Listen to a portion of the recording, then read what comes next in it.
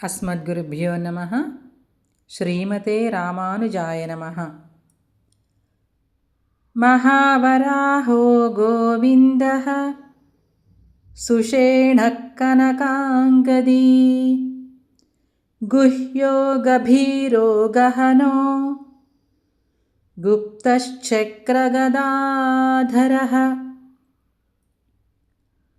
ఓం మహావరాహాయ నమః.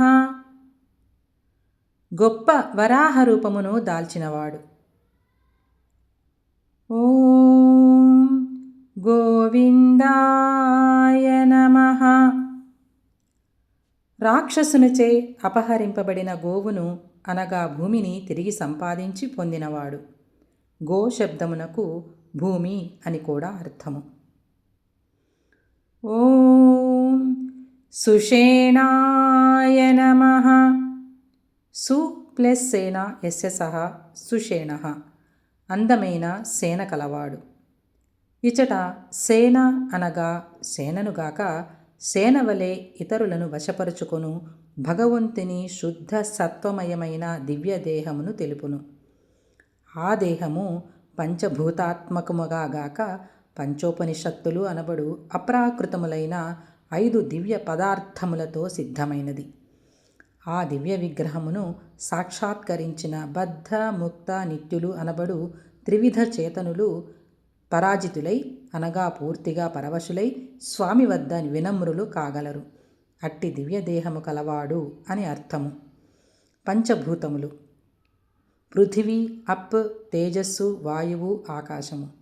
పంచోపనిషత్తులు: పరమేష్టి, పుమాన్, విశ్వ, నివృత్తి, సర్వ అను పేర్లతో కలవి. ఈ పంచోపనిషత్తులు నిత్యములై జ్ఞానానందాది గుణములకు వర్ధకములు అగును. కానీ ప్రాకృత పంచభూతముల వలె రజస్తమో గుణములను బట్టి అజ్ఞాన దుఃఖాదులను కలిగించునవి కావు. ఆ వరాహమూర్తి దివ్య విగ్రహము ఇట్టి పంచోపషణ్మయ మూర్తి. ఓం కనకాంగదినే నమః. బంగారు భుజభూషణములు కలవాడు. ఈ భూషణములు పైన చెప్పబడిన పంచోపనిషత్తులతో సిద్ధమైనవి. ఓం గుహ్యాయ నమః. ఇట్లు పంచోపనిషణ్మయమైన తేజోమయ విగ్రహము కలవాడు కనుక ఆ మూర్తి అందరినీ సాక్షాత్కరించుటకు సాధ్యము కాడు. దివ్య దృష్టి కలవారికే గుహ్యమైనందున అట్టి మూర్తి గల స్వామి గుహ్యః అనబడుచున్నాడు. ఓం గభీరాయ నమః. ఆ దివ్య రూపముచే ప్రకాశింపచేయబడిన గొప్ప ఐశ్వర్యము గాంభీర్యము కలవాడు. ఓం గహనాయ నమః. ఇతరులచే సులభముగా తెలుసుకొనుటకు సాధ్యము కాని స్వభావము కలవాడు. ఓం గుప్తాయ నమః. ఆయన యొక్క ప్రభావాతిశయమును ఎరిగిన వారిచే ప్రేమతో ఏ ప్రమాదము రాకుండునట్లు కాపాడబడుచుండును అని గుప్తః అను నామము తెలుపుచున్నది. ఓం చక్రగదాధరాయ నమః. స్వామిని అట్లు రక్షించుచున్నది ఆ స్వామి ధరించిన దివ్యాభరణములే.